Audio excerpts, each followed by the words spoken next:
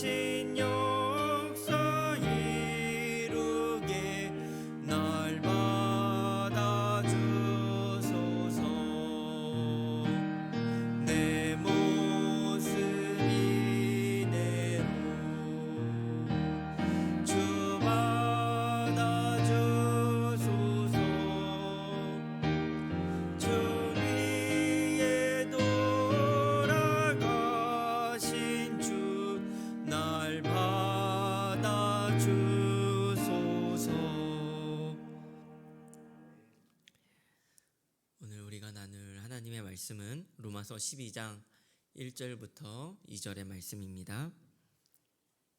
로마서 12장 1절부터 2절의 말씀입니다. 한 목소리로 읽도록 하겠습니다. 그러므로 형제들아 내가 하나님의 모든 자비하심으로 너희를 권하노니 너희 몸을 하나님이 기뻐하시는 거룩한 산 제물로 드리라. 이는 너희가 드릴 영적 예배니라. 너희는 이 세대를 본받지 말고 오직 마음을 새롭게 함으로 변화를 받아 하나님의 선하시고 기뻐하시고 온전하신 뜻이 무엇인지 분별하도록 하라. 아멘. 오늘도 말씀과 기도로 하루를 시작하시는 우리 모든 성도님들을 환영하고 축복합니다.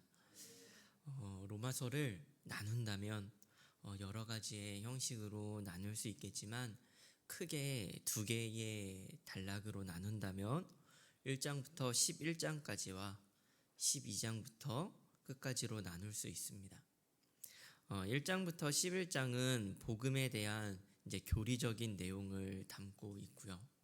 12장부터는 구원받은 성도가 어떻게 살아가야 할 것인가에 대한 실천의 내용을 담고 있습니다.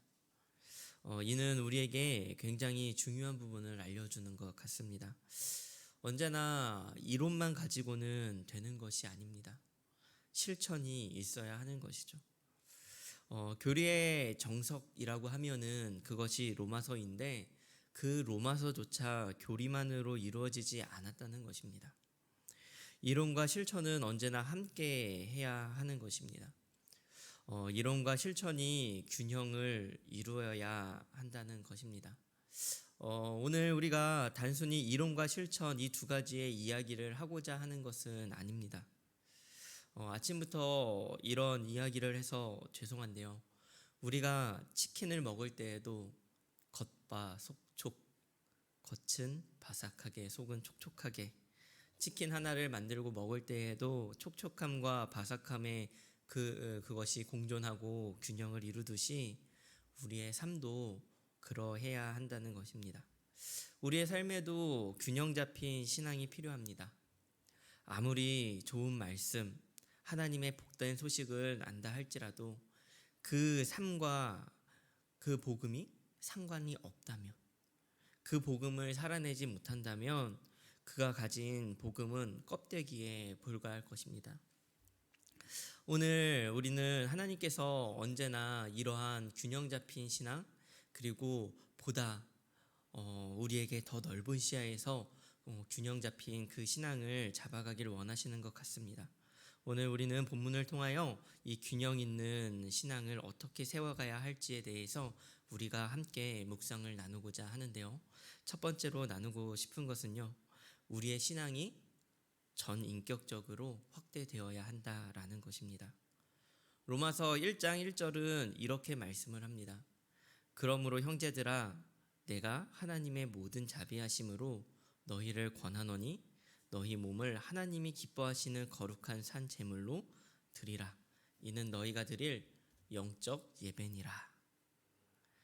너희 몸을 하나님이 기뻐하시는 거룩한 산 제물로 드리라. 이 말씀은 너희 몸, 육신을 하나님께 바쳐라. 시간을 바치고 몸을 바치고 하나님을 위해 죽으라 라고 하는 그러한 의미만 담고 있는 것이 아닙니다. 구약에서는 제물을 죽여서 하나님께 드렸습니다. 흠이 없는 제물을 준비하고 그것을 하나님께 제사할 때 하나님께서 받으셨습니다. 그러나 신약은 그러한 이야기만 하진 않습니다. 구약과 같이 육신을 드리는 그런 제사가 아니라 살아있는 제사, 살아있는 제사를 드려야 한다라고 합니다. 1절에서 몸이라고 하는 단어는 단순히 육신만을 의미하는 것이 아니라 지정의 전 인격을 이야기하는 단어입니다. 애쓰고 노력하는 의지만 갖는 그러한 신앙이 아니라 정신과 마음, 그리고 그것을 넘어 소유와 능력, 우리가 가진 지식, 모든 것까지 하나님께 드려지는 예배가 되어져야 한다라는 것입니다. 예배 시간에만 똑바로 집중하라는 것이 아니라, 그러한 의지만 담은 것이 아니라 너희가 삶을 똑바로 살아야 한다, 단순한 행동만을 명령하는 것이 아니라는 것입니다. 잘 살아내려고 애씁니다. 노력하죠. 때로는 힘들고 지쳐도 예배의 자리를 지키고 기도의 자리를 지키고 때로는 피 흘리기까지 노력을 합니다. 우리에게 있어서 의지의 예배가 반드시 필요합니다. 그러나 그것이 다가 아니라는 겁니다. 삶 전체, 전 인격이 예배가 되어져야 한다라는 것입니다. 어떻게 전 인격적인 삶이 예배가 되어질 수 있을까요? 정말 그것이 가능한 것일까요? 성경은 될 수 있다라는 것입니다. 그것이 산 제사라는 것이에요. 그런 찬양이 있죠. 내가 걸어갈 때 길이 되고 내가 살아갈 때 삶이 되는 그곳에서 예배하네. 부르신 그곳에서 나는 예배하네. 우리의 삶이 예배가 될 수 있습니다. 우리의 오늘의 애씀과 노력도 예배가 될 수 있습니다. 우리의 하나님을 향한 마음도 예배가 될 수 있어요. 우리가 걸어가는 것도, 우리가 잠을 자는 것도, 모든 것이 다 예배가 될 수 있다는 겁니다. 어떻게 그것이 가능할까요? 어떤 목사님께서는 우리의 신앙을 수영에 비유하시더라고요. 수영할 때 힘을 쓰면 쓸수록 몸이 경직되고 물 아래로 가라앉잖아요. 그런데 오히려 몸에 힘을 빼고 그리고 의지하면 수영할 수 있는 것과 같이 우리의 있는 모습 그대로 우리의 모든 것, 우리의 마음, 생각, 우리의 가진 그 모든 것을 다 가지고 하나님께 나아가는 것. 하나님을 의지하면서 우리가 할 수 있는 것들을 하나하나 해내는 것. 그것이 전 인격적인 신앙이 아닐까요?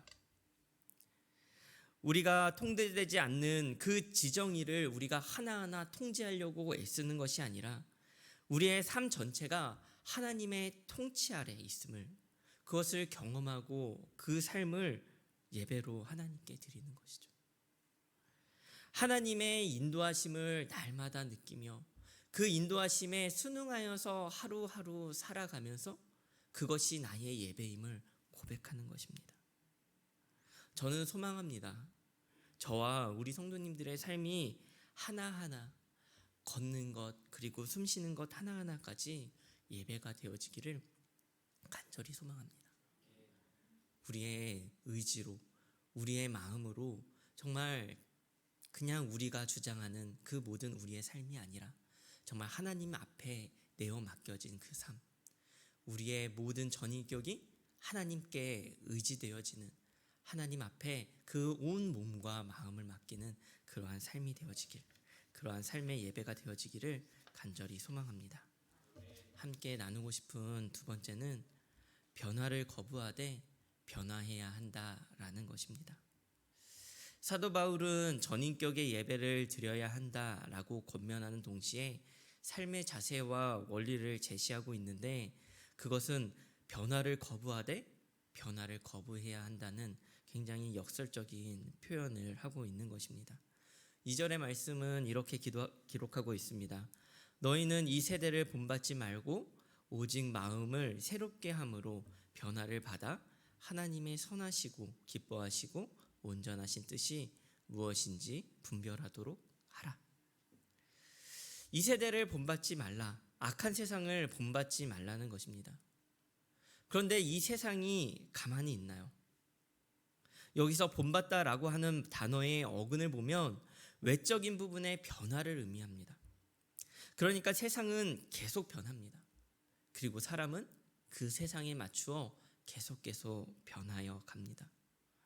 변화하는 이 세상에 끌려 살아가지 말라는 거예요. 변화하는 이 세상 가운데 동화하지 말라는 것입니다. 변화하는 이 세상을 모방하지 말라는 거예요.